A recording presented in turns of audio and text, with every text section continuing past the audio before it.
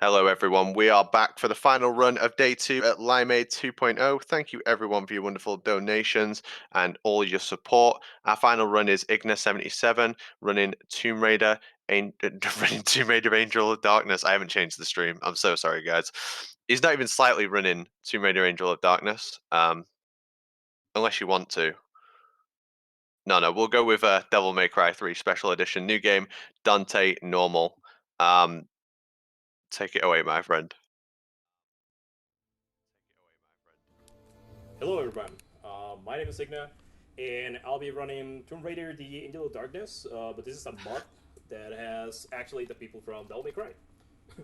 So here with me we have Cosmic. Would you want to introduce yourself? Hey, my name is DE Cosmic, and I am a Devil May Cry series speedrunner, and I am here to support the homie Igna. Thank you very much. So this is basically the game itself. We're going to run Dante. We have Virgil as well, but Dante's going to be the main guy today. So what we're going to do is that we're going to start time as soon as we hear the gunshot. So, okay, we're ready? It's going to be in 3, 2, 1, go.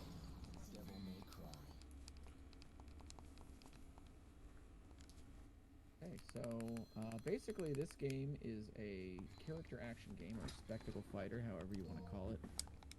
And it's structured through a bunch of fights and movement sections. The first thing that you're going to see Igna do is swap to a style called Royal Guard. There's actually 6 different styles in this game, but we start with 4 of them.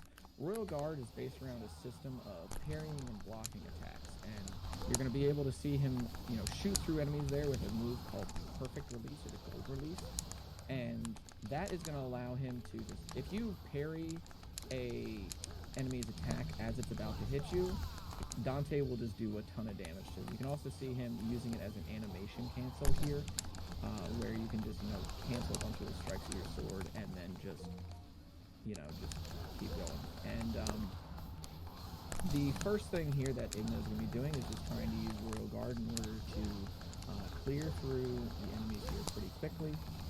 Dante is a devil hunter that is just trying to start up his own shop, and it's now been kicked in, by a bunch of demons, so he's got to take them down. What's up, Rage? There we go.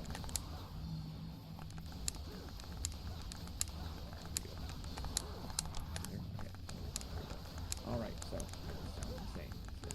Alright, so Igna is just going to be going through here real quick. This is going to be wrapping up.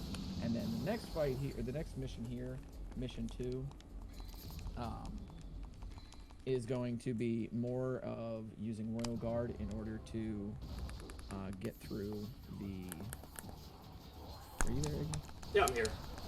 Okay, Sorry. Alright, you're good. Okay, I just wanted to make sure I wasn't, not coming through and my internet had wrecked me. Anyway, so, a lot of these fights are really just structured around, using Royal Guard, and is using, the Sword Rebellion there that Dante has, the broadsword. Actually, I'm also, refresh here. Alright, cool.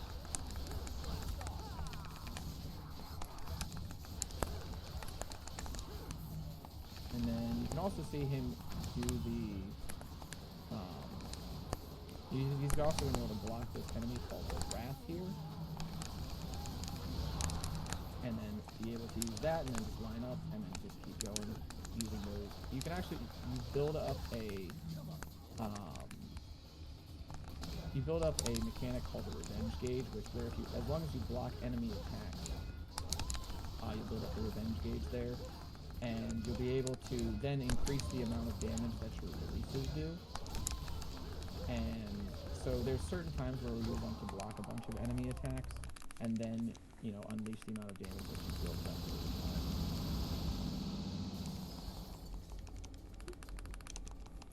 That was a real nice vanguard, to be honest. Okay, we're up to mission 3 now.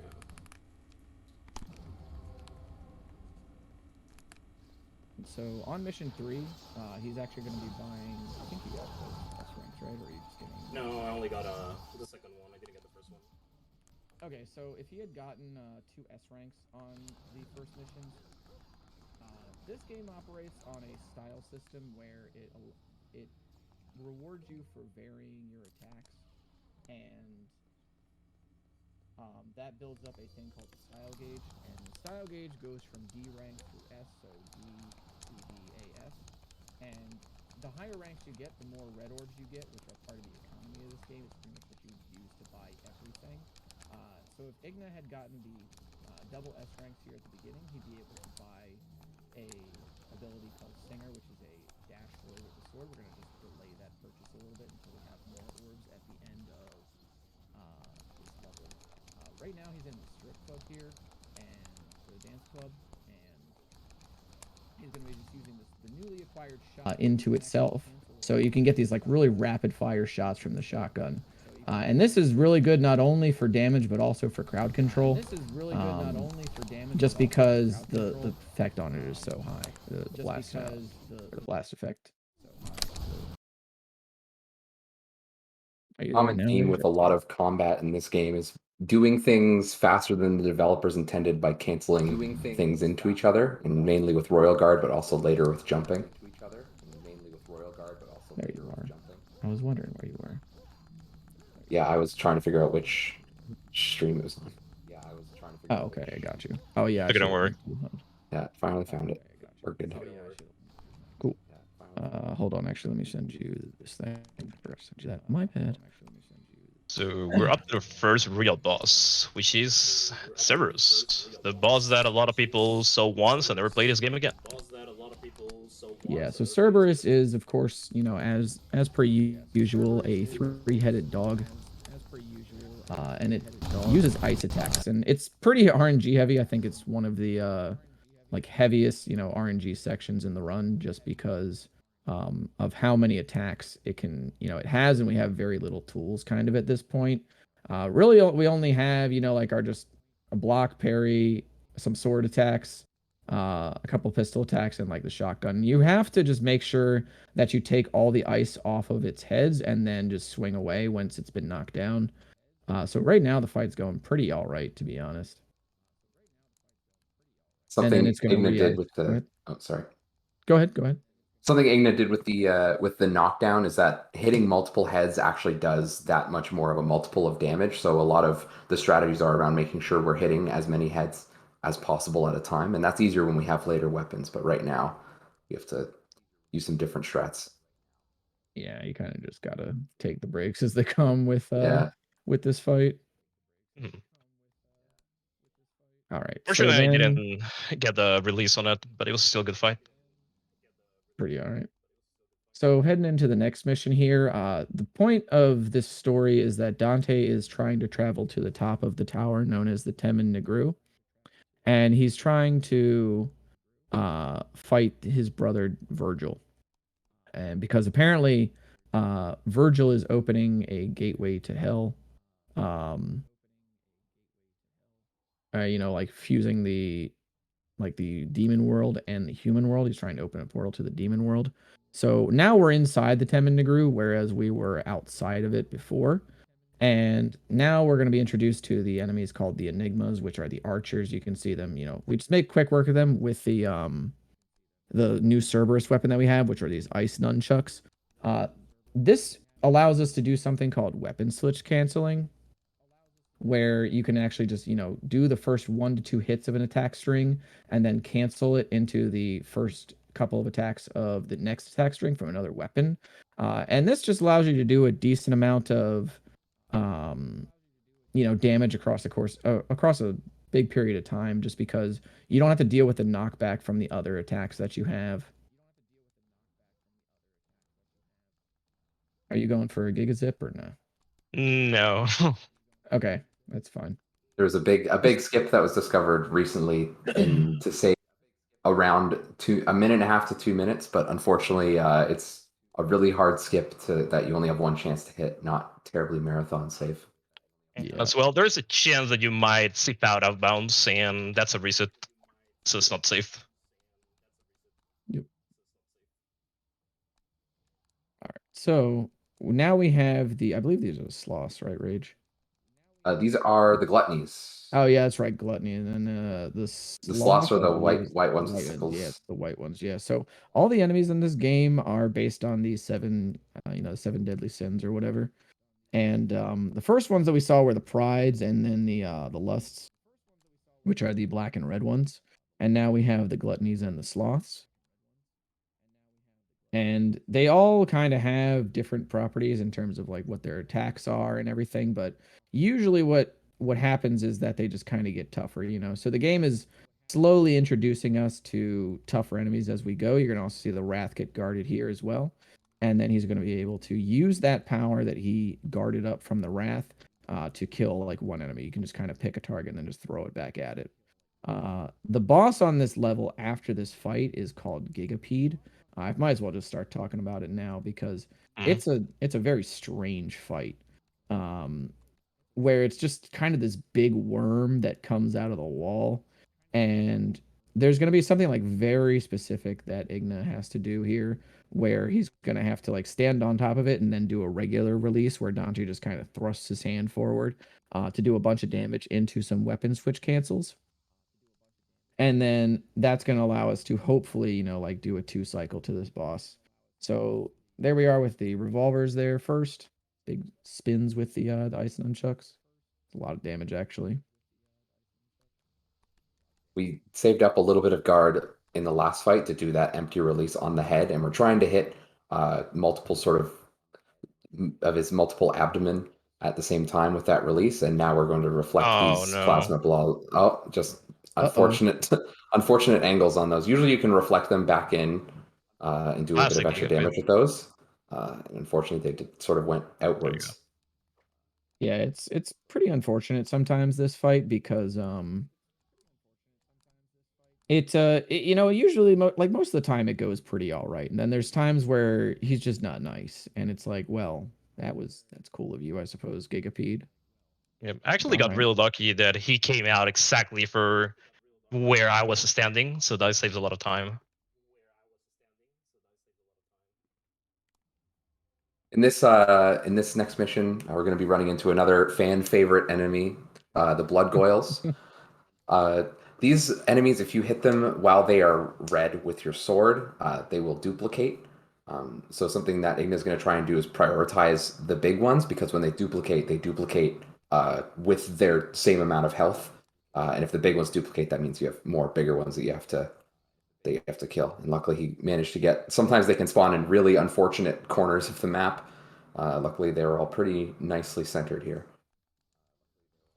Yeah, so you have to like use your guns to turn them into stone, and then you can just take them out with their swords. This is Jester here, which is actually a fight that's unique to the special edition.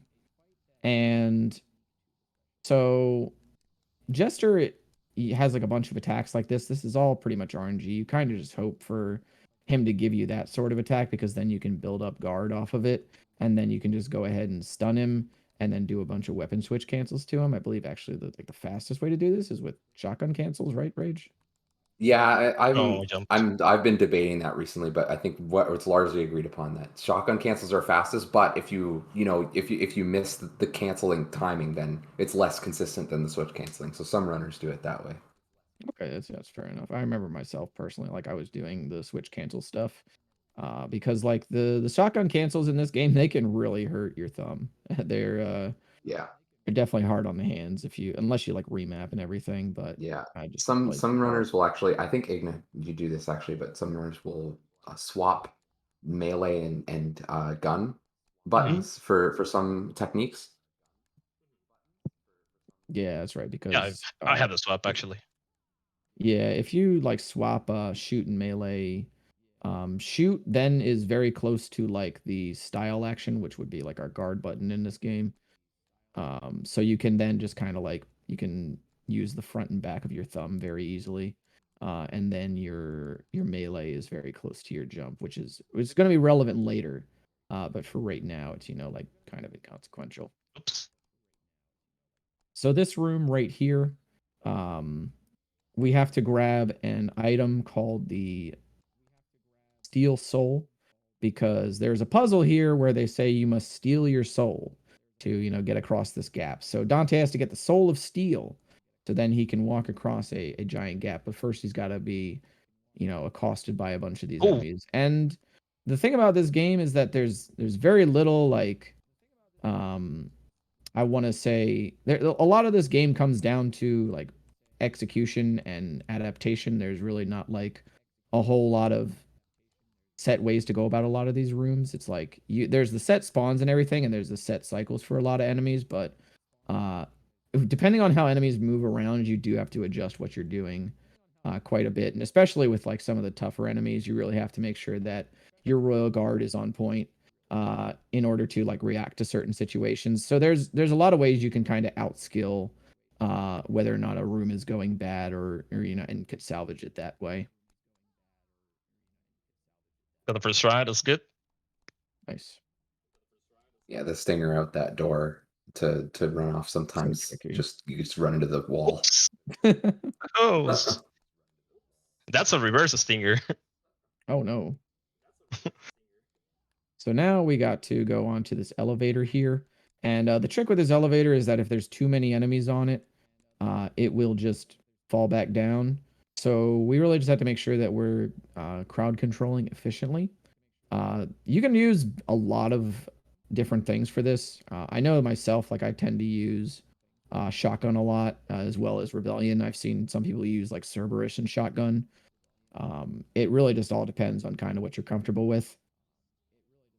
The strat that Igna's using is probably the most consistent way to always kill all four, but there's a faster way by jumping off the corners to spawn the waves earlier and spawn. And basically, we actually sort of skip the last wave because the plane to enter the next room is not that much higher than the final wave, so we jump up ahead of it there. Take that help for safety. Yep. So this boss here is a double boss called Agni and Rudra. So you actually want to parry their swords out of their hands, and you have to do a regular parry in order to do this. We're not looking for that gold parry that we were talking about earlier.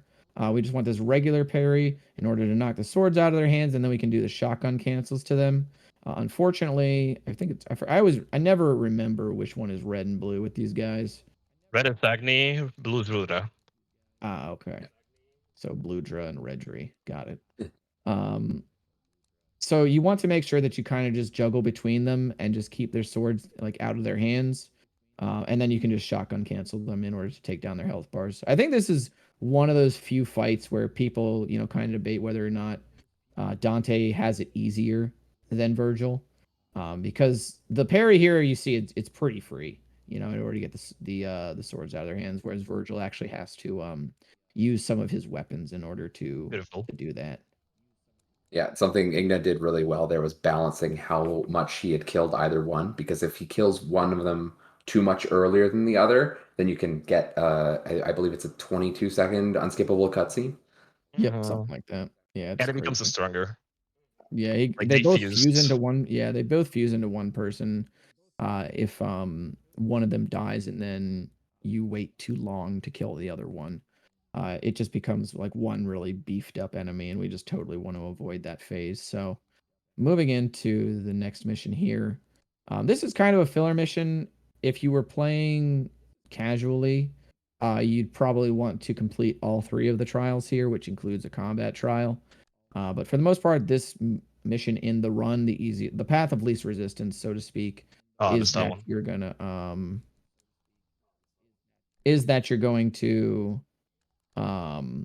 just do the movement trials. So we're going to go through this field of spikes here, pick up the essence of technique, and I think we're also going to pick up, what is it, the essence of wisdom? Yes, I think. yeah, we're going to use our giant brains and get the essence of wisdom.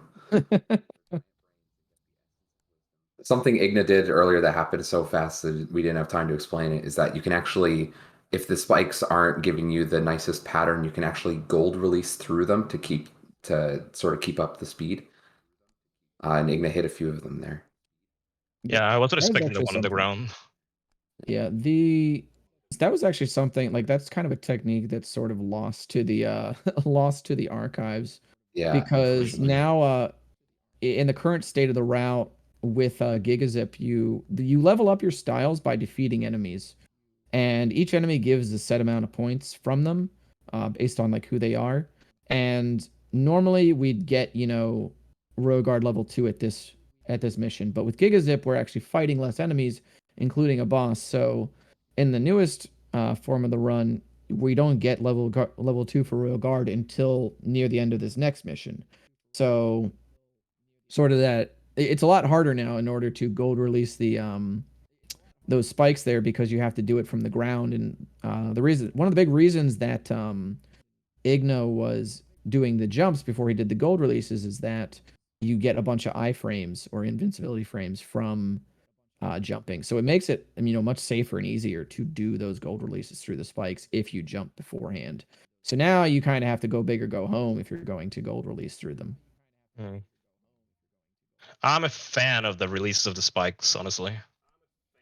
I mean, I am too, but I'm also Really a fan fun of sitting strat. 2 minutes and not having to fight Gigapede. I think I'm more of a fan of that. Yeah, I get you there. We all hate Gigabit. Actually, Rage is the Yeah. president of Gigabit Hate Club. Yeah, but I like him now. We're cool. Oh, you're cool now? Okay. Now that you don't see him anymore, you know, what is it? The absence makes the heart grow fonder. Yeah, Are your homies? we had good times. I still have times with glad him. that I'm glad that boss ain't in the run no more, man. It's just giant worm, dude. I'll take the health for safety. Never know. Never know. And I'm going to go for the cash here. So. All right. So this next room here, when Igna gets into the fight, you're gonna see these enemies that are kind of just holding coffins in their hands, and if he doesn't kill them, you know, quickly enough, or if you know if a runner doesn't kill them quickly enough, then they're gonna stick that coffin in the ground, and it's gonna cause extra enemies to spawn in. So not only do you have to do these things like where he's jump canceling. So if you jump off an enemy, you can jump off of every enemy's body in this Oh my game. god, this is bad. And where the hitbox is kind of varies, depending on who they are. But you can reset all of your air actions and loop them into each other, or you know, loop different ones if you want to do style play. But the Agni and Rudra aerial attack here, you can loop that into itself for massive damage. And this is what we use in order to, you know, clear out the enemies here. That was okay. Pole dancing. Yeah, To show it off. Dante, if you go too close and you hold lock on and you do attack, which is our buttons that you're holding in this room, he will do a very stylish spin that is very slow. You have to show it off in a run. True. So a lot of this mission does kind of come from, you know, making sure that you do those jump cancels. So not only does like the game reward you for having good execution on jump cancels here, by just killing that enemy quickly, but there's a lot of, you know, residual time loss that just doesn't occur because you don't have to fight extra enemies. So the big difference that you'll see between top times and, you know, like somebody maybe just starting out is that person will, the person that's just kind of starting out is going to be fighting a lot more enemies compared to somebody, you know, that's just consistently killing all of these coffin enemies very quickly. Also going to take the old ball and chain here. These enemies, the greeds, are some of the most stressful enemies to fight in the run, but luckily this is the only stage where we ever actually have to fight them in the run. That's true. I totally didn't even think about that. I was like, I'm trying to think of like other rooms where you fight them in the run. It's like they're just not there. No, only mission 7, I think. This is mission 7. Yeah, I think that's what he was saying. It was like just this mission. Yeah, that we'll see them in a couple other missions, but we're just gonna run by them. Bad. Okay, got that one.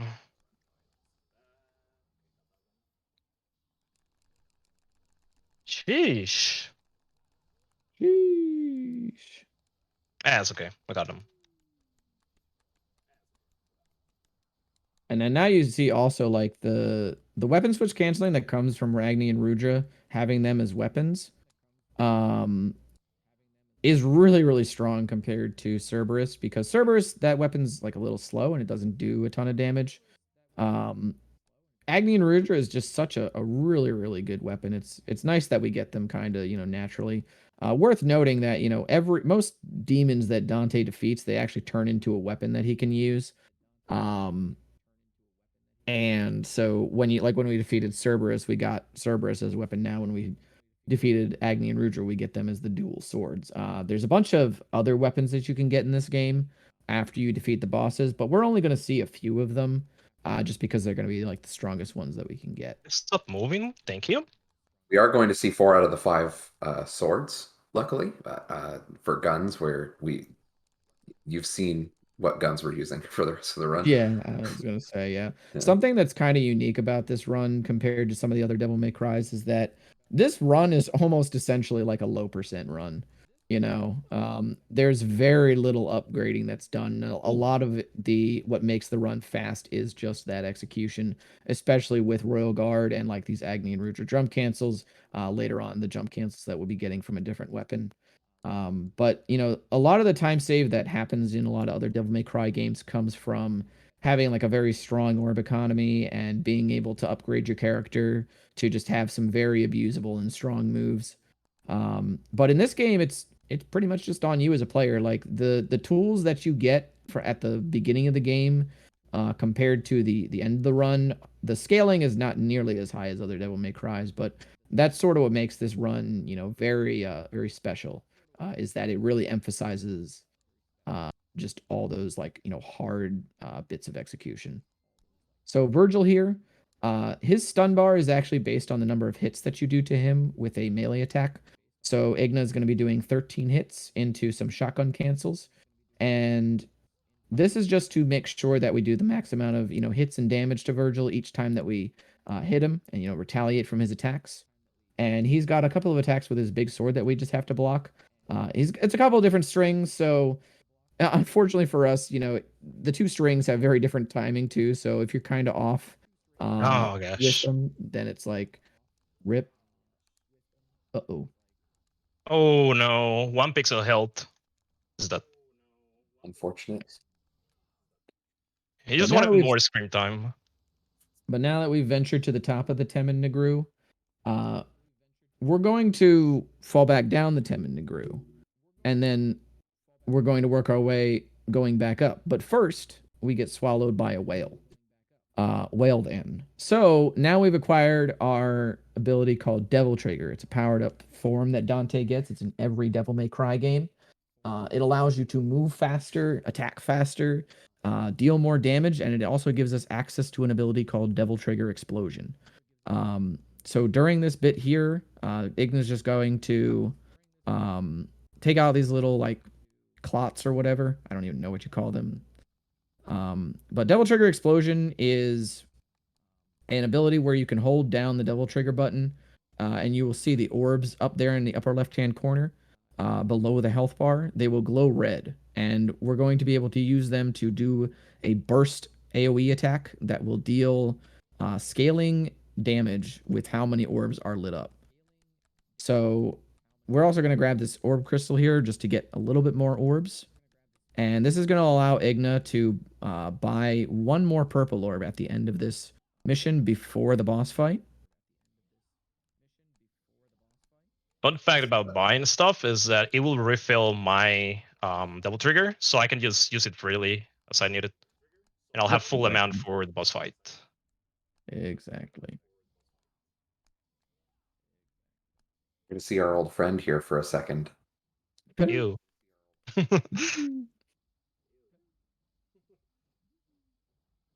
You can actually kill this gigapede here. It doesn't do a whole lot. And it's definitely slow for the speedrun. I don't think I've ever actually tried to kill that thing. Me In all the time that I've played this game, I don't think I've ever like thought of actually killing it. Maybe I did when I was younger, but Just gives you a bunch of orbs. It doesn't do a that's whole what I lot. figured. It's sort of the similar to like Phantom in the hallways in DMC 1. This room right here, by the way, Igna's just gonna be building up a bunch of Devil Trigger, and then doing the Devil Trigger explosion there, in order to build a very high style rank right off jump. This room, you have to feed orbs to the core in the middle in order to get through it quicker. And so that's why when you kill enemies at a higher style rank, they will drop more orbs. So that's all Igna needed to do there. and then he's going to move on to the boss fight here. Before he does that, he's going to get chased by Gigapede one more time. Spoilers. Worth noting that Dante got his devil trigger because his brother stabbed him with his own sword. I think it was with his own sword. Yes. He gets to stab in all games by his own sword. Yeah, it's a hard knock life, dude. Yeah.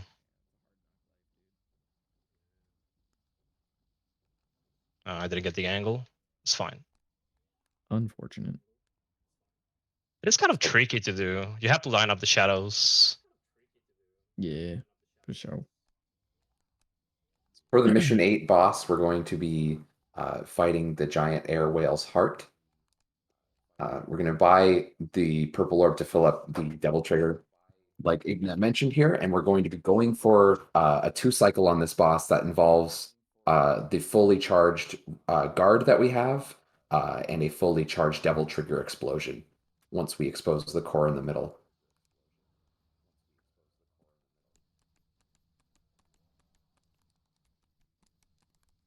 Yeah, doing that Royal Guard release while we're in Devil Trigger actually lets it do a lot of boosted damage.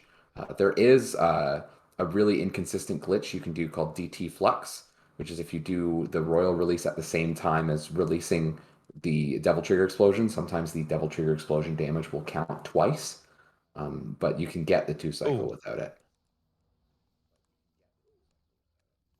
Pretty dope. Is that the actual name for it? I was always under the I used to call Devil Trigger Explosion DT Flux, but I didn't know that Flux was an actual technique. That's so my understanding is that it's Flux was the name of the specific technique to get like extra boosted damage. Interesting. Okay. Release. So now we go spiders. Yeah, now that the whale has been defeated, we have to go and fight these spiders here, and they are. This is pretty much the easiest example to see of elemental weaknesses in Devil May Cry 3. Certain enemies are weak to different elements on weapons. So Agni and Rouger have a fire element, and the spiders are weak to it the same way that Gigapede is actually weak to Cerberus. And there's another boss I believe that's weak to Cerberus later on. But it's kind of minute, but it's really good to know because that fire damage is going to stun these spiders pretty easily. So you can see Igna very easily weapon switch canceling these guys just because they're kind of insta stun locked from being able to just loop that fire over and over again. They're actually really nice spiders. They can go really wrong. Yeah, the spiders are a great another example of the kind of time save you'll see from a more experienced runner, because being able to adapt to the way the spiders go is something you learn over time. Yeah, absolutely. Especially when you can do air releases on them, and that will just. Oh yeah, here's the zip. We're gonna give it a try. I'm gonna try to give it. I'm gonna try it 3 times. Okay. So this one. We'll see. We'll see if we get it, and then I'll explain. I'll explain it either way. Oh, I think you're big. Oh, easy. There it is. Hey, very nice. All right, so you can basically just royal release across that gap by aiming at the enemies on the other side of the pit, and then when that archer fires an arrow at you, you'll fly across the gap from the royal release, because Dante will be targeting the enemy on the other end of the room, but he also just royal released, and the game wants to kind of just launch him forward. And with the way that the collision works there, the game just forces him out the other end, basically, as far as my understanding of that goes. Yeah, if you void out, and then the game has to put you somewhere, so it just moves you ahead. Yep. And that's actually was the inspiration behind the discovery of Gigapede, was knowledge of that sort of zip. We ended up applying it in mission 4.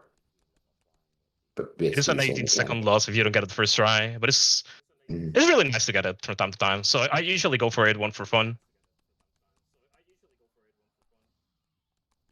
Well, that was a really lucky, really lucky timing. Sometimes the spiders will attack in a very weird pattern where they're attacking you go to guard one, but one is already swinging earlier off screen. That sort of thing can really mess you up over time.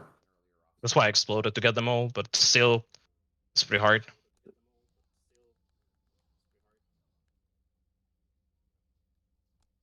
All right, We're about to go so to Nevin. yeah, I was gonna say we're about to go to Nevin. Oops. Worth noting too that a lot of these movement sections here, where we're going to be using like Devil Trigger and stuff to go through, there's a lot of like time save to be had from practicing movement in this game with Stinger, and especially like using Devil Trigger as well, just to like try and run a little bit faster, because like I think Devil Trigger run, maybe you can confirm this, Rage, but is Devil Trigger run faster than or just as fast as Stinger? Oh, I believe it's marginally faster. Okay, But fair enough. we try to save. The best way to manage it is to save it for sections where you can't reliably Stinger, since Stinger requires locking on, and there's Yep. often other enemies interrupting that lock on and making you go a different way. Makes sense. Oh, I missed it. All right, so Nevin here, we have to guard her ability, and you can get a 2-cycle here by building up a lot of the revenge gauge and then throwing a lot of her damage back at her. And after you like take out the bat shield here, because she's like an electric like rock my and God. roll, which is definitely a cool ass boss. And then you Really can bad just on go Nevin. ahead and that's fine. You can get a 3-cycle here. Yeah, that's fine. Yeah, 3 Uh, cycles fine. Basically, what you have to do is knock her down after taking out her bat shield, and then you can just do weapon switch cancels. And if you have the row gauge for it, then you can just go ahead and use the you can use regular release in order to take her out. This is definitely one of the harder fights, I think, in the run. I see a lot of runners, like including myself, choke this quite a bit, just because like I don't know, man, there's something about like some of the attacks in this room that are just hard to guard. Like visually, it's weird. And then like the spin as well is, I just find it personally like very hard to guard it. It's also just Really definitely a the tough fight. stress of like if you miss a guard in this fight, it's so much more punishing than the others. Oh yeah, absolutely. Because she like combos you with the Yeah. spin too. It's like, and then this here too, trying to just get to her. It's just like dang.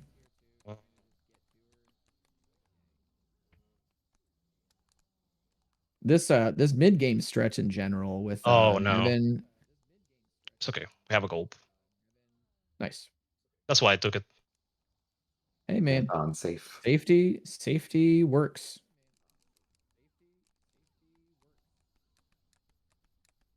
Nevin And always gives me trouble. this is like a final phase there that we usually skip. Usually she'll like she'll teleport to the middle of the room and then she'll like come after you to try and give you a kiss of death. But if you're in Devil Trigger there, like Igna was, she'll not be able to attack you. She won't be able to do anything. So you're just able to kill her like straight up. And if she grabs you, she can basically heal for entire bar, so it is really punishing. Yeah, absolutely. This mission's kind of a filler mission, which is, I mean, kind of okay. I mean, I'm kind of always an advocate for filler missions after very stressful boss fights, because you get to, relax and just do some movement and everything. And this mission in particular is pretty, I think, pretty easy to just kind of just bang out. I also like riding on the enemy here. Just Little Tony Hawk moment. I actually think this is the last mission where we fight the spiders, right? We don't have to fight them anymore. You don't have to fight them after this, yeah. yeah. Fortunately, And we'll also be seeing an old classic Devil May Cry item at the end of this. which one's that? The holy soccer ball? water. Or I assume Igna's holy water in these spiders. Spiders, holy water. Okay, yeah, Love that's right. fighting those things. I wasn't sure because like some people holy water that fight, others don't. I know that I do. I think you do Yeah. too, Rage. Yeah, I do. I used to not to, and I decided to start doing it. Pretty nice. Pretty nice. The Dolahans here, these dudes with the big shields, they have a crystal on their back that you have to just do a certain amount of damage to. And then like they're pretty obviously like you can just use a couple of hits from Agni and Rudra and it'll just take it out pretty pretty quickly. Some of the enemy design in 3 didn't age super well. There's a couple very gimmicky enemies like the Dullahands and the Enigmas, but the main enemies like the 7 Deadly Sins have all aged pretty well, and it's led to a lot of really cool like style play stuff too. Yeah, absolutely. It definitely, tells you that on some level they might not have even been aware of like how great of a game they were making, like how deep, because there's some Yeah. there's some things kind of built into the game where it's like they definitely wanted you to tackle certain enemies like different ways, and then the game has just evolved into, a game that can be enjoyed in just a multitude of ways, and enemies like that can sometimes drag down that freedom of expression, so to speak. Should be enough. Should be good. And so the holy water here is just going to do a bunch of damage in an AoE. We're just going to use Igna's just going to use that to wipe out the last wave there, so that he doesn't have to deal with them. There's already enough RNG with those spiders. We don't need anymore. But we have to hit the green one a little bit. If not, the holy water is going to leave it with a little bit of help.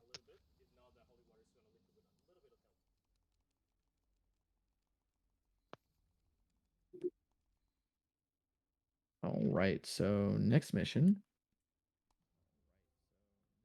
is going to be mission 11, and this is also one of those enemies that Rage and I were talking about coming up. Those ones where they're kind of gimmicky. They're called the Soul Eaters. They're basically these giant vape clouds that will suck your devil trigger from you if you take too long to kill them. So the way that you expose their vulnerable form is by turning around 180 degrees. And then you have to turn around another 180 degrees and then kill them before they turn back into a vape cloud. The easiest way to do this is by just kind of jumping and doing Agni and Rudra, because Dante's turnaround time is extremely quick off of jumps. I do also kind of like the puzzles in this game too.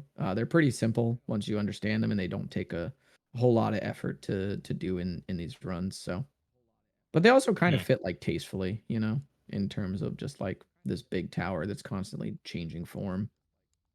You So we're can gonna have tell to there's take. still a bit of a transition away from the Resident Evil inspiration in terms of like key item to key item to key item, but there still is a little element of that in this game.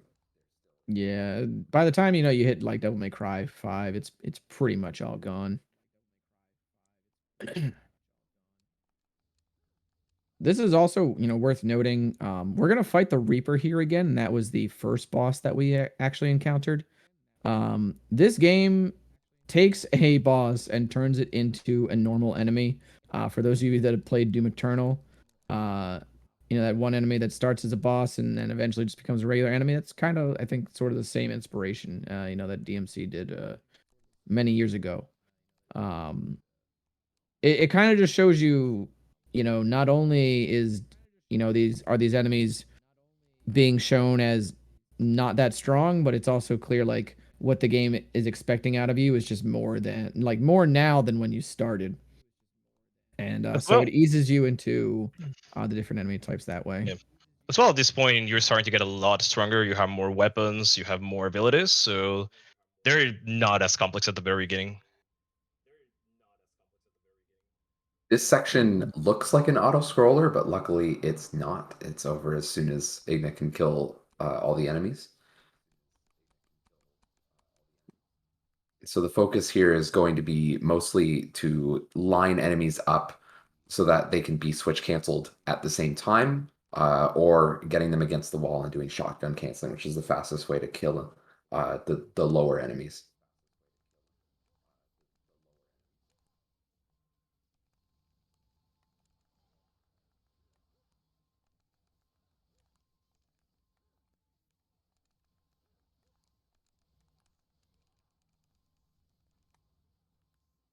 Coming up after this, there's going to be the one of the more stressful bosses, not quite as punishing as Nevin, but coming up is Beowulf. I don't even know how to describe what he is. I don't know what he is. I always But call him the angry wolf thing because it kind of looks like a wolf, and he's angry. He's going to have a weak spot on his face, a big red eye.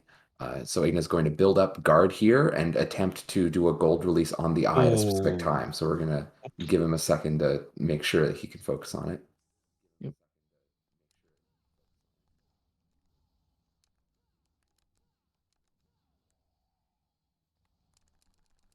Ah, I missed the angle. Oh, that's unfortunate. So you can still Unfortunate. hit the gold release, but just miss the weak spot. It is a really Yeah. small hitbox.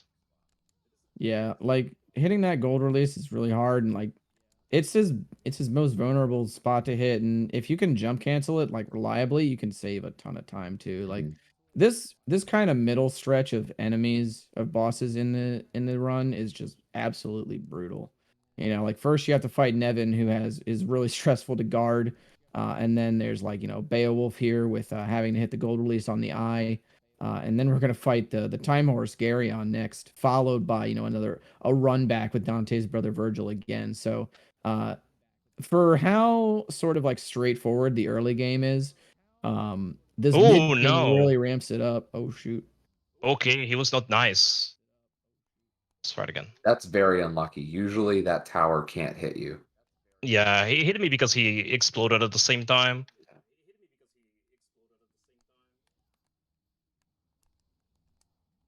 That's unfortunate. Oh my god, my guards. Oh my guards. That's what I'm gonna say every time I miss every time I mess up now is oh my guards. Guards.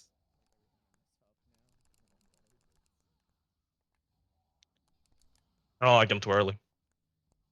Got at least a little bit of damage there. I'm pretty sure you hit it there actually. Yeah, that would be a kill if I was actually able to hold a guard. I didn't get any.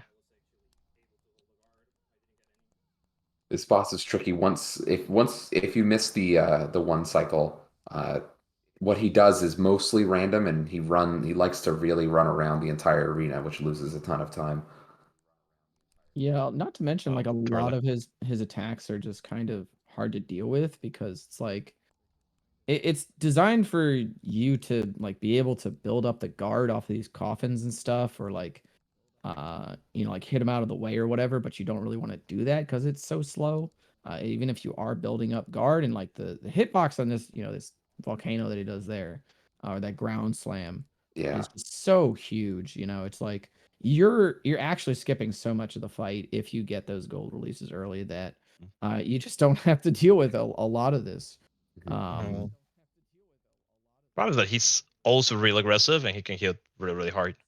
Absolutely, yeah. That makes that makes your job even harder too. Just And with how he like resists Devil Trigger Explosion, one of the few bosses that actually resists Devil Trigger Explosion damage. yeah. So then like immediately too, that usual tool that you have to make your job easier is just out of the equation. So it really just it's a very binary fight kind of in how you have to approach it. It's like either I get this gold release or I'm in for a bad time. Welcome to Time Lost City. This mission is So sort of a yep. throwback to some DMC1 missions where your health is being drained constantly. But a nice added bonus is that you get to be Devil Trigger for this entire mission, which makes a lot of these fights really, really fun to route. Yeah, I was gonna say like even though there is kind of like your health bar always in the back of your head, you just move so fast through a lot of these fights that it's just really fun to just kind of cut loose on this mission. Especially after like getting out of Beowulf, and it's like, all right, sick. I just get to do Devil Trigger stuff for a few minutes. Awesome. You don't have to worry about like Stinger canceling or anything. You just kind of just get to go for it. And on normal mode, every enemy is programmed to drop green orbs, so to luckily get your health back up. So as long as you keep up with the pace of killing enemies, there's not too much to stress about. Yeah, unfortunately, there's also like on this mission there seems to be an unusually high rate of white orbs, which refill your Devil Trigger, but we Yeah. have infinite Devil Trigger anyway. So I don't know who decided that was a good idea, but Yeah. Sure. The common community meme, the Mission 12 white orb, because the first time you see an orb in this game, it gives you a little text bubble saying what it does. So it's always funny when you get your first white orb on Mission 12 where it's not helpful to you. I don't think I've ever seen a white orb out of like mission 12 in this game. Maybe I don't I've know. gotten on 11 a couple times. You can get them as It is early as 9, actually but you useful. basically never do. Yeah, it's kind of crazy.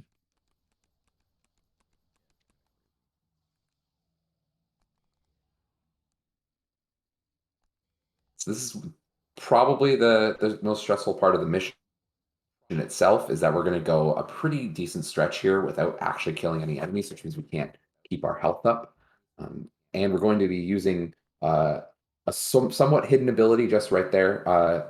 When you have Rebellion in Devil Trigger, you can hold lock on and jump to fly for a little bit, kind of like Air Raid in DMC1, and when you're using a certain weapon in this game that we don't use, unfortunately. Unfortunate. Is it cool if I just drop in here for a second? Sure. Go for it. Yeah, so FCB donated $25. Thank you very much, FCB. They didn't leave a comment, but we do appreciate the support for Solid Strife. Very cool. Being aggressive today. Yeah, I was gonna say this is pretty much the fight where this is where I'm usually worried about my health, because you just kind of have to book it through the room prior to, or the last 2 rooms prior to here, with no ways to refill your health. Yeah. So you're kind of coming in usually about like half health or something. And then you just kind of have to just kill one enemy as quickly as possible to get a green orb. I thought you entered the fight. I was about to be very upsetty spaghetti for you. Oh boy. So yeah, this is a good time to say that the jester fights outside of the first one are optional. So you don't want to step on those like little lightning pads there, otherwise you're gonna get taken to another boss fight. All right, so here's Gary on the time horse. The way we're gonna deal with this guy is we're just going to knock him down with Helmbreaker there, the big sword slam, and or the Igna77 area cross. Everybody likes that. I don't have a lot of success with it. It's harder. It is It's harder. faster. Because And we're just Homebreaker gonna has do a a bunch of hitbox weapons. all the way down. That's true too. Yeah. So it's like Agni Merger can hit further out, but Helmbreaker actually is easier to time because it has a hitbox the whole way down. But the hope is that we can keep Garion sort of locked in the middle here by continuously knocking him down. You can also use release there too, and Yes. stun him too. I personally like doing the gold releases on this boss to knock him down. It's very satisfying. Yeah, it's tough to find, but there is actually something that can happen sort of similar to some of the previous bosses, where if you gold release and you hit the cart as well, which takes damage, you can do huge damage with a gold release here, but it's really hard to space. Yeah, it's kind of nuts. Oh, I jumped too early. Uh-oh. The annoying thing about locking him down in the center is that Garion can either run fast and jump along the other side of the screen, or he can go slow and start circling around, and that timing is really tricky. Yeah, this is also one of the few bosses where like this game has some sort of difficulty adjustment. So like the bosses after you die are meant to get easier. This boss actually gets harder if you die, because he stops doing the carriage swing at the very start. So he's gonna get to the stage where he's teleporting away from you a lot sooner. So as a result, he gets harder, which is unfortunate. I know that I personally have I've died in this mission. It's like, oh man, now I gotta deal with more Garion. You have to do both phases. Yep. Just that one. That is the longest boss in the game, if I'm not mistaken. So that's one of the most annoying ones to mess up. And this is the first instance of the chess piece enemy, which is a second sort of themed enemy after the 7 deadly sins. There is an enemy for each type of chess piece, and we're seeing 2 here, the pawns and the bishops. We'll be seeing the rest of the pieces later. Yeah, this is actually one of my favorite missions in the game, just because these enemies are a ton of fun to fight, especially like jump canceling off of them. I find really fun, and doing a lot of these like clears with Devil Trigger Explosion. And this is also like one of my favorite bosses in the series is on this mission as well. It's the run back with Virgil. So at this point, Virgil has actually killed Beowulf, because the first time that we see Beowulf, he kind of just runs off from Dante. You know, this is why we don't have Beowulf as a weapon right now. And Virgil has acquired him. Virgil like killed him in like one hit and was just like, "Get out of here, dude! You're trash." So now we're gonna have to fight Virgil not only with his trusty katana, but also with the powerful Beowulf gauntlets. And Virgil 2 is extremely hard to like royal guard consistently because his mix-ups are just like crazy. He has a couple of different strings that he can do and like some very fast attacks. And you have to make sure that you skip the phase where he does double trigger. You'll notice that he didn't go double trigger in the first fight with Virgil, even though he does actually have double trigger. You know, like Dante didn't have double trigger available at the start of the game, but now that we have double trigger, Virgil's like, I can match that, you know. I can do that. I can do that now. So Igna is going to be looking to build up his revenge gauge in order to build up enough guard in order to skip the devil trigger phase. And this is done by, you know, doing a bunch of doing some hits and then doing the devil trigger explosion into a gold release basically. And then doing some more hits after that. But he has to build up the guard for it first. It's a little bit more. There we go. I think that's enough. Looks good to me. Yeah, it looks pretty all right. So he does this whole phase where he charges up, and usually he would run around and fight us as a devil trigger, but luckily because we did enough damage as a burst there, he just goes to his third and final phase where he pulls out his katana. No. Okay, this is unfortunate. Oh, Unfortunate. Yeah. The I wasn't rapid expecting slash that. is one of the worst moves to guard in the game because the hitbox is slightly delayed from when the movement happens. And it also gives you the least devil trigger of any, I mean, the least revenge gauge of any of Virgil's moves. So it's just one of the worst to guard. Yeah, pretty good decision here though by Igna though. He bought the purple orb to refill his devil trigger. And so he has sort of a built-in backup with that white orb at the back of the room. So normally this fight is kind of a pain to otherwise, you know, fail. But now Ignis still has a lot of his resources intact from, you know, the first go round. So normally you would eat some time loss in this because you wouldn't have all the resources available that you did before. But I guess you had the safety strats in mind because they paid off. So good stuff. But high guard. He also picked up an extra devil star from earlier, so that helped a lot there too, because the devil star, which is an item that refills all of your devil trigger, is really useful for finishing that boss quickly. Now we have the best weapon of the game. Well, we're gonna go pick it up. Yes, that's true. Yeah. So the Beowulf gauntlets that Virgil was using on us, after it is revealed that Jester, the clown that we were fighting earlier, not the clown we were fighting on mission 13 named Virgil, the clown that we were fighting in mission 5 named Jester. He is actually the character Arkham, who has been working with Virgil to open the realm to the demon world, or to open the portal to the demon realm. And so he's betrayed Virgil at this point. He's revealed his true form. But as a result of, you know, like the whole Temin Negru sort of toppling around and changing shape and everything, like that, the whole fallout of this battle, Virgil drops Beowulf, and Dante can now go and pick it up. So Beowulf gauntlets, they're really, really strong. I think they have some of like the highest base damage in the game. And we're going to leave this pretty much this setup here on the whole rest of the game. There's only going to be one mission where there's an exception. But yeah, Beowulf gauntlets, just really, really good. I think it's probably my favorite weapon in the series too. Just a very stylish weapon in general. I love it. So fun to use. I basically love all the gauntlet weapons, but they all has a special place in my heart. I just love the 100 crack fist of the North Star, dude. That's on this weapon. The mash combo. Oh yeah, the I always call that the JoJo combo. The JoJo combo. Yeah. We only use it once And we already saw it, which is sad. But when I'm Okay. messing around in Bloody Palace, you bet. True. So there you just sort of saw the foreshadowing to what I'm talking about with this weapon's damage is that dive kick.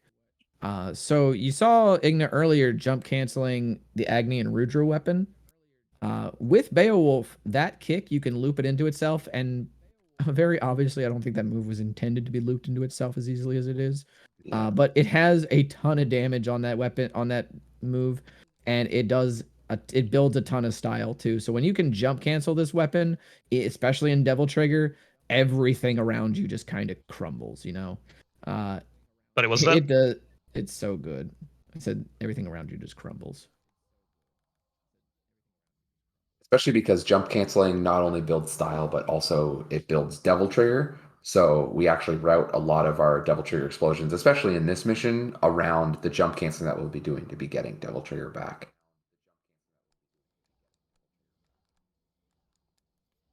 This is also one of those missions that's like deceptively easy to lose time on just because of the way that like Devil Trigger routing works.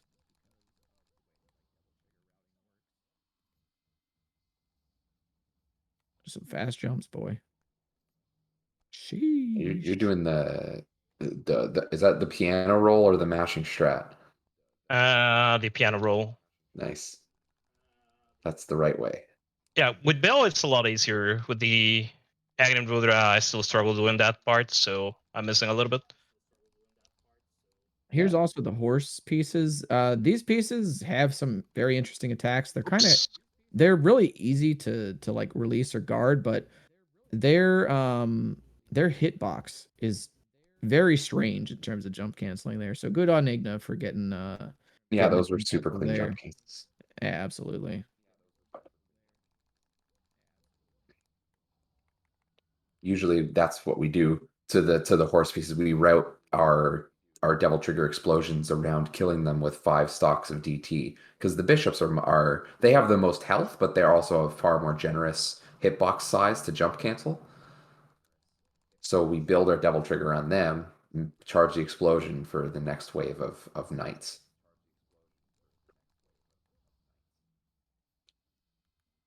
So this whole area is a maze worth mentioning, but there's just a set path through it that you can take that's always the shortest.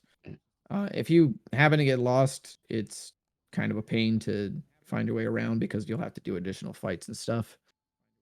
So remembering where to go there is pretty essential. We walked by a blue orb because we don't pick any of those up. We don't need them. Nope. We're too They would good. increase our health, but we're god gamers, so we don't need to increase our health. We just go with the base health bar. And there's the lock on messing with Stinger again. There is in this game actually a way to do what we call a reverse Stinger, which is where you press lock on to do the Stinger, and you execute the Stinger just in time before Dante has time to turn around to face the enemy. But they can lose a lot of time if you miss them because obviously you get flung the other direction. That's ranked though. Pretty good. Pretty good Yeah, mission. the S rank is huge for the orb route here. So this mission here, we're introduced to one of the most annoying enemies in the game, the Fallen. They are part of Devil May Cry's obsession with enemies that go out of bounds. Because for some reason that's engaging, I guess. No clip Enemies that on. just run away from you. They just turn on the no clip and they're like, "Hey, what's going on?"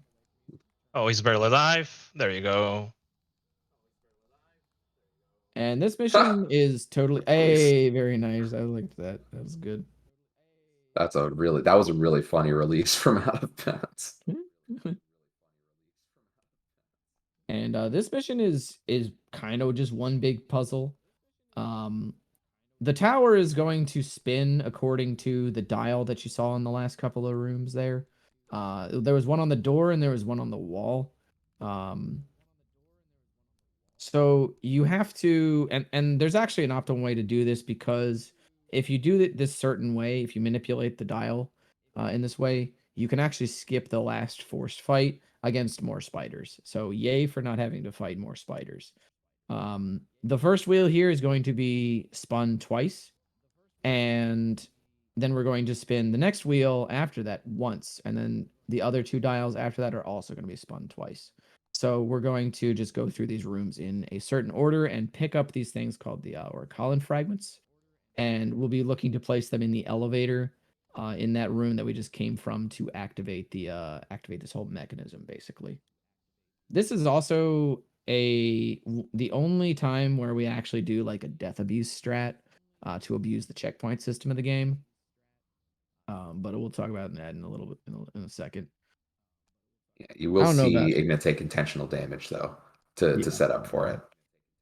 I don't know about you guys, but like it's when I hit this mission that like I'm kind of struggling to like stay awake sometimes during runs, because it's like you come out of that huge like crazy mid game, and then you go through like 14 and 15 and you're like, man, I really just want to fight a boss again, dude. Like get Yeah, me this out of is here. this is the slump in the middle of the game, and then there is a boss on mission 16 who is not that exciting. Oops. I don't like that fight. It's a pretty all right fight. I'm not a huge fan of it. Maybe I'm just biased. That's fair. It is not the most interesting fight, but you can mess it up and lose a lot of time. At least this game does a pretty decent job of like hiding some of the backtracking that they do. As opposed to, like what's it called, like DMC4. DMC1 Oh, and Right. DMC3 are pretty good about it.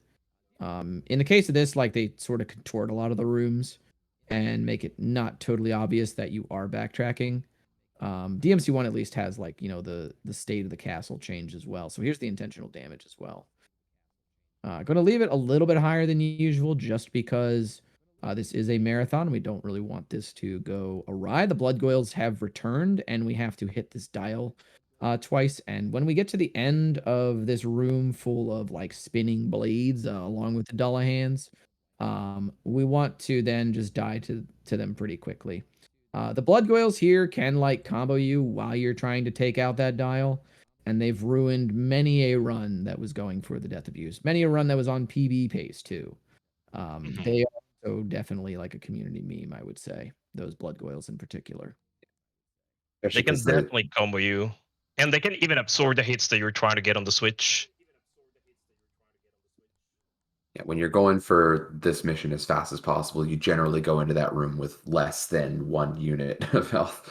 Or I Yeah, call those little ticks on the health bar units, but yeah, like one little like pip or bar or tick or whatever of health. It's definitely something that you got to play close to the chest if you want to save a lot of time.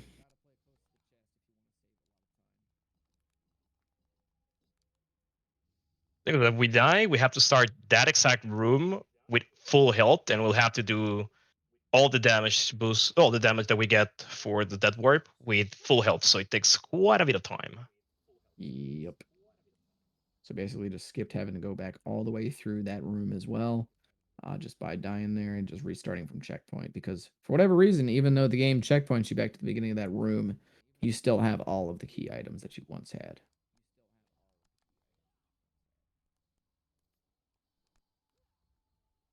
this mission, in mission 16, we're going to be going down the 2 different forks in the road to get 2 key items to unlock the next boss, which is Lady, who, if we'd been watching the cutscenes, we'd be seeing, but obviously we skipped those. Yes, sir.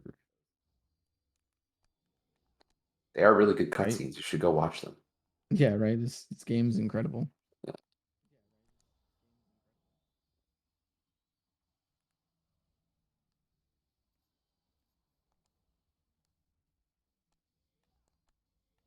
This game has cutscenes? I've never seen them. I haven't Okay, seen them in a couple of years. So that's me with Devil May Cry 5. I haven't seen those Yeah. cutscenes in like a couple years myself. This is the third and final time we're going into this familiar room. This is probably the only like really obvious point where we're like, oh, I've been here before. Yeah, right. Exactly. It's dude. not even like different. It's just the room. Yeah. Also, I very actually can't familiar. believe that didn't turn into stone, both of those I shots. Yeah. was I was gonna say that too. The blood goils in this room are very dumb because they like to fly around a lot, and they fly off camera too. And Yeah. then the game expects you to be like, "Oh yeah, stop them from duplicating," and it's like, well, thanks, I guess. Wrong room. Yeah, you do this same room with different movement every time for a different fight. Yeah, at least we don't have to do that room anymore. You got to go Yeah, through or one more time. To be fair, one more well, we do move back through it for a second. time. We're Yeah, gonna but it's a be nice room. It's my empty. favorite room. Nice and empty. It's over in like 5 seconds. We're gonna see. This is the final of the standard chess pieces, the rooks or castles, whichever you prefer. I like rooks. Or towers. Never heard them called towers. I've never heard towers either. Yeah, We call them I've never towers in heard- Spanish. Oh, I guess that makes Oh, sense. interesting. Yeah, that's the name in Spanish. I'm not an authority on Spanish. I assume Igna is. At least I hope so. Otherwise, there's gonna be a lot of angry Spanish people at us. True. I have heard him speak it before. Never heard him speak Spanish? I have. Oh, you have? Okay.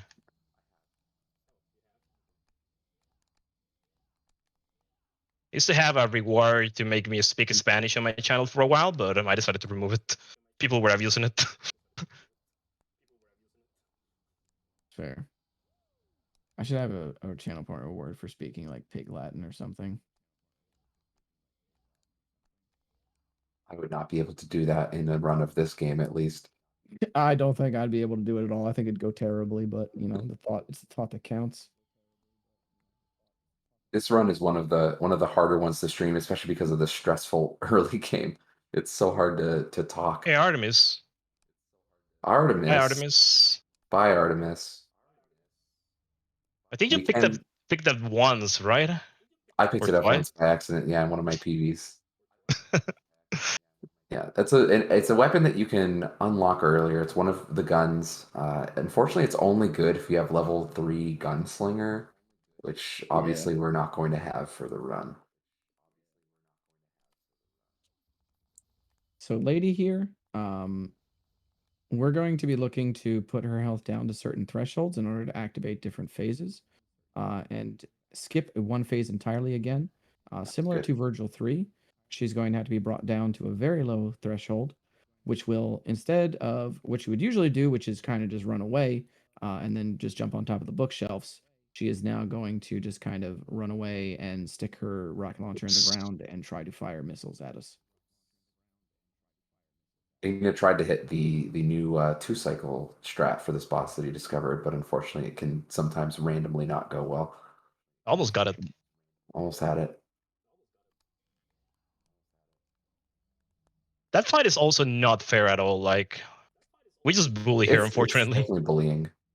I was gonna say, yeah, she's got like a couple of pistols and a rocket launcher and some books. Like, I know they say the pen is mightier than the sword, but like the books did not help her during that fight at all.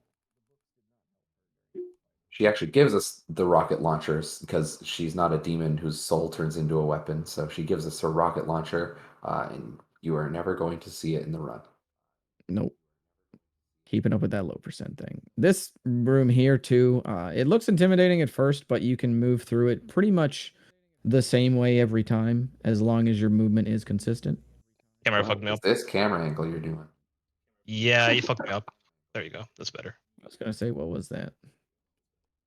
That was Luckily, me not it is being on smart. it is on a repeated cycle that is always the same as soon as you enter the room. So Yep. we can kind of just fly through it as soon as we get back in.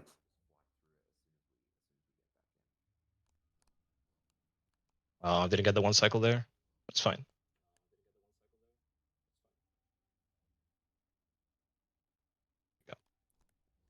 First try. First try. Never doubt. 90% of the time, it works every time. Bye, Jester. Bye, Jester. Man, I can't imagine what it'd be like to actually like accidentally enter that fight at this point in the game on PvP pace. That would just be Yeah, it sucked. Did that actually happen to you? Yeah. Oh my god. Because dude. you press style, the circle, to enter the fight, and a stinger canceled on top of it. Oh no, dude. Oh no. So Yeah, scared of stinger I was just canceling those waiting. rooms. These are also some much scarier versions of the spikes that we saw on Mission 6. Now there's 2 sets of them Ooh. each time, so you've got a lot Oh, less freedom to move around. oh my god, they're comboing me. Oh, Oh that no! can only happen when they're double like this. It's awful. It's fine. Yeah. First Luckily, try. Igna did build a little bit of guard on that, and we saved that guard for the boss at the end of this mission. Now we actually get introduced to the best enemies in the game, like unironically the best enemies in the game, I'd called the agree with that. Abyss. They are very mobile enemies that like have a lot of interactions and stuff, and they're pretty easy to juggle too. On top of all that, so it's really fun to fight them. And they Unfortunately, die. we'll be doing that. Yeah, they're just good. You're They're going going to be to dying blow very. them up. There's more later. Yeah. Hmm. We're also going to grab this orb crystal here now, just because. Excuse me. Beowulf is going to generate more orbs from it than Rebellion would, so it's better to grab it now than on Mission 7. And we're back here at the top of the Temen Nigru, or near it, but we're not going to fight Virgil again. We're going to technically fight ourselves, or, like a Shadow Dante, a doppelganger. And the way we're going to do damage to this doppelganger is by opening the lights in the room when doppelganger is near them and doing a bunch of damage to it that way. Oops. Doppelganger can actually do a specific move that tries to close these lights back up after we've opened them, but the way that we do this fight actually manipulates him to come after you every single time and not go for that move. I missed the damage there. That's fine. We have more doppelganger then. More doppelganger screen time. Yeah, that's totally fine. I like this boss quite a bit, so This is a really fun boss. yeah, especially when you can like play ping pong with the projectile. True. And this is actually another elemental weakness. Beowulf is the light element, and Doppelganger is weak to it. Which means that we could do a ton of damage just like this. It's a bright idea to bring that weapon into this fight. Hey, there it is. I was wondering when we were going to get one of those. Hey, you already know. First try. I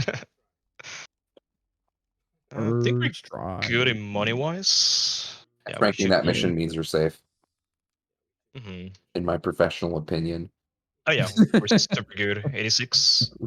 Yeah, we're good. The most professional of opinions, Rage Cage.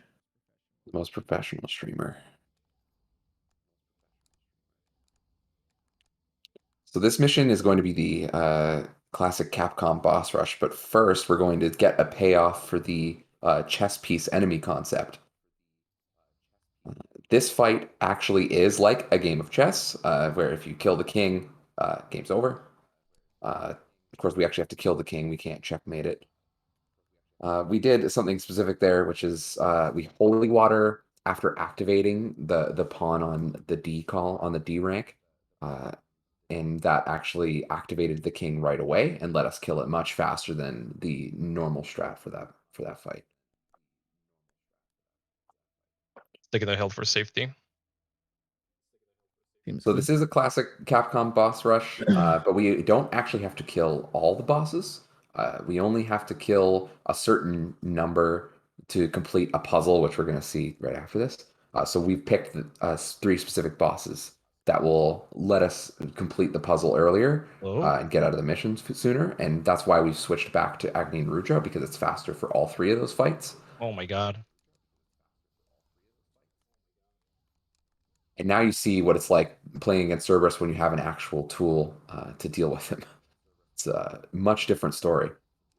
Yeah, he definitely just kind of, especially like it's that fire weakness again that I was talking about. Cerberus just gets bodied by fire. You can't pet the dog in these games, but you can do Cannot this. pet the dog.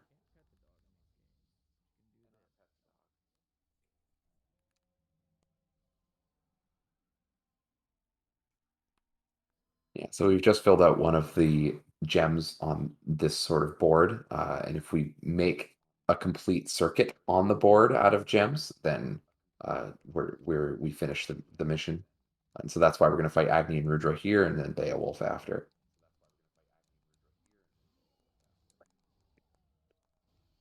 This version of the fight is mostly the same as the last time, except now we have Devil Trigger Explosion, which does a ton of damage to this boss. Yeah, it's really nice. It's extremely quick.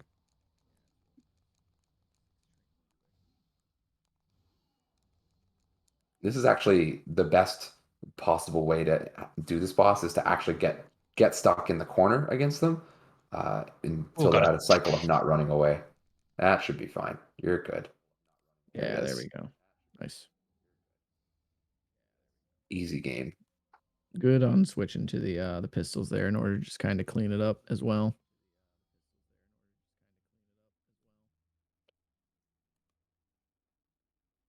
And Beowulf, this fight is actually exactly the same as when we do it before. There is no difference.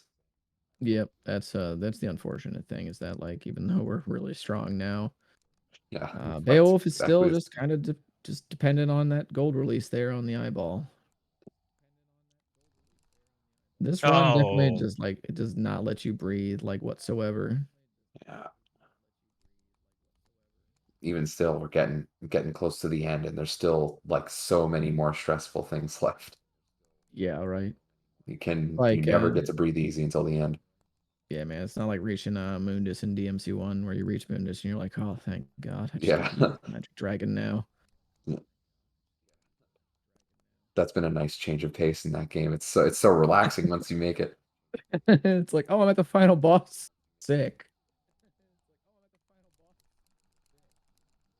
when it's a release.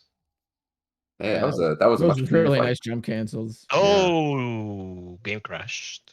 Oh, Oh no, I've never seen it crash on a style level up. I have not yeah, either. it's fine. I have a backup save. Let me just restart it real quick. Where we got the backup save at? Yeah. Um, You got one in mission 19? I think I do. Let's see. Let's hope. Yeah. Don't worry about it. There's two ports of this game that runners will play on for the main PC board, which is the HD collection, which Igna's using, and the 2006 port from the original release of the game. Hmm. The original version we have to fix with a lot of mods.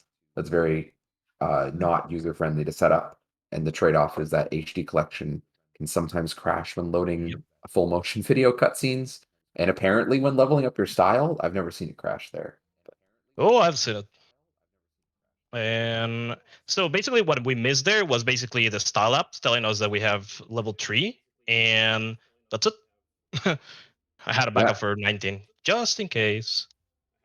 It's very smart thinking. Good planning yeah. ahead there. So Marathon safety.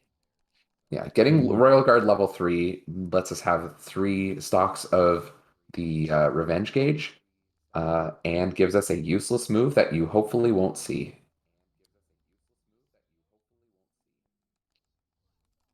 What Inga's going to do in this room is use a specific behavior of this enemy, which is that if you knock them away, they come at you at a specific rhythm. Um, and he's going to use that to build up both Devil Trigger and Guard for the next room. More. it's also very Use it now. fun to do like the taunts and stuff on these Yeah, guys. you can do the taunts in between. It's not necessary. It just looks cool. Yeah. Gotta have a little swag, dude. A little bit of flex. That's what Devil May Cry is all about. True. Making devils cry, am I right, fellas? Indeed. Oh, barrel exploded there. So in this room you have to like take out the mirrors in the room and they're kind of random, kind of not. I could swear that room actually operates on a fixed cycle. It's all just about like the way you move through the room, but nothing doing. You get out of there by dealing some damage to the mirrors, and we're in the last normal combat room in the entire game against the Abyss. And so what Igna wants to do again is build up the Devil Trigger and the style gauge for the last like for the boss of this mission. And the boss is Arkham. And Arkham at this point has acquired the sword of Dante and Virgil's father, Sparta. The sword is also called Sparta. It's kind of vain, but we'll go with it. So he is trying to become a god, basically. He's trying to harness the power of Sparta, and he can't handle it actually because he's just a guy, a priest, basically. And as a result, he turns into this giant, just balloon, basically, of a creature. He's not very fun to fight. The fight can take a long time to do.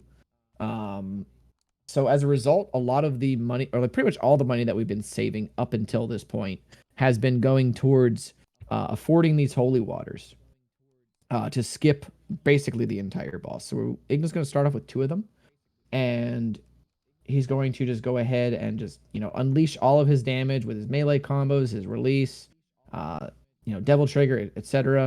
And then he's going to use the last 3 because Virgil joins us here, but you actually lose your style actions and your Devil Trigger because Virgil's here and he acts sort of like a doppelganger. So Igna's just going to take out the boss, nothing doing. And then we're going to be moving into the last mission here, which is it's the second run back with Virgil. And Dante basically says, that he has to stop Virgil. Like his soul's telling him to stop his brother. And so they basically have to fight, or almost fight to the death. And time's gonna be coming up pretty soon. There's gonna be a couple of phase skips here to avoid Virgil going into Devil Trigger. And it should be a pretty quick fight. You just kind of have to use some Devil Trigger explosions and stuff, and just do a ton of damage. Otherwise, he goes into like Super Beast Bankai mode and just tries to just rip you a new one. But we're not looking for that to happen. I'll let you call time whenever it goes. I'll just let you focus.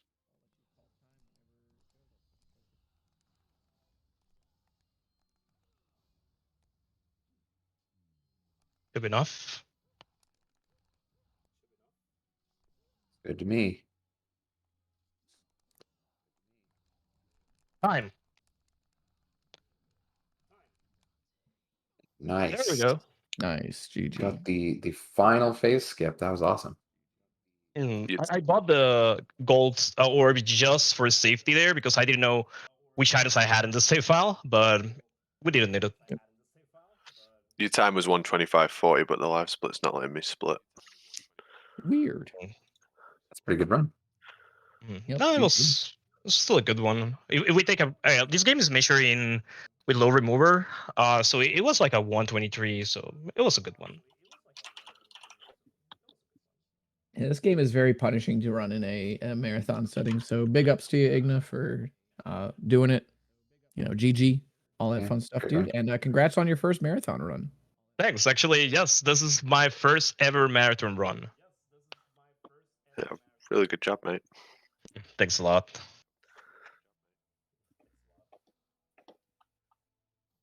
That's our last run of the day. Is there anything you guys want to plug before we move on and say our goodbyes? Just something quick here. I would like to thank the guys here in the comms. I would love to thank Cosmic and Rage. Both have been amazing people since I started running this game a while back. Really supportive. They're always there if you need help. So definitely thank you so much. And as well, thank you for sharing this big jump from just streaming by myself to an actual marathon. So I really appreciate having you both guys here. Of course. Yeah, man, absolutely. And quick shout out before I'm sorry there. You're good. Go ahead. Go for it. Amazing Devil May Cry community. Since I moved to speedrunning, which is actually this is my first speedrun game. They have been amazing. Shout outs to Loner Hero, Waifu, Maxi, Ren, which we'll be seeing tomorrow running Devil May Cry 4, as well as Dan, Rage, and Scruff. All of those guys are amazing. And if you want to run this game or any Devil May Cry game, you can feel free to join us. We'll be happy to help you out. Yeah, absolutely. There is a tutorial for this game, which is on Simateus's YouTube channel. His YouTube channel is 100 Crack Vids. Simateus is the former world record holder for this game, and he held record cumulatively for about 4 years. He's an incredible runner, and the tutorial is very comprehensive. So if you liked what you saw and you want to give it a try yourself, like Igna said, you can join the Discord and we'll all help you out. There's a lot of knowledge about this game and the other Devil May Cry games if you are interested in them. And the tutorial is a great place to start. This game is awesome, and you should play it and run it. You got anything, Rage? Yeah, I stream this game and Devil May Cry on my channel. It's RageCage64. And Cosmic streams a lot of this as well at DE Cosmic. And I guess the last thing is, oh wait, no, never mind. We already said that. Sorry, I had it in my head to say it, and you already said it. Join the Discord. Also, thank you. Yeah, and also thank you, Limes and Apache and everybody else for putting this event together. And thanks for having us. Yeah, it was really nice to see all people come together for a great cause. I've been enjoying the streams as well, and don't miss the runs for Devil May Cry tomorrow. They're going to be amazing. And as well, if you want to see more Devil May Cry from me, I try to run this in Devil May Cry 4 Virgil a lot, and I'm currently working in a way for world record for Devil May Cry 4 Virgil. So if you want to go and see that, I'll be streaming it and until I get it.